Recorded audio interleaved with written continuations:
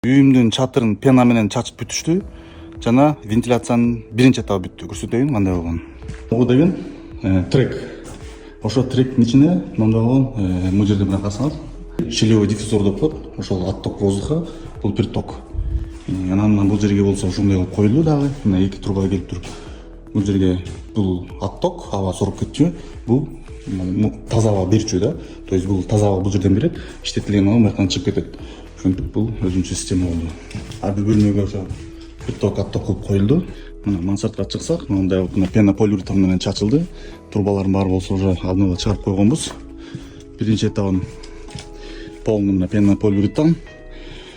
Бияка выходтар баарынан кийин диффузорлор коюлат. Перегородкалардын баарын тең базальт менен кылып атам. Бул бүт капталдын баарын тең ошо пена менен утеплять этилди да. Үстүнө болсо рекуператор коюлду. Рекуператор деген үйдөн чыккан жылуу аба чыгып баратып, сыртта келаткан муздак абаны жылытып берет да.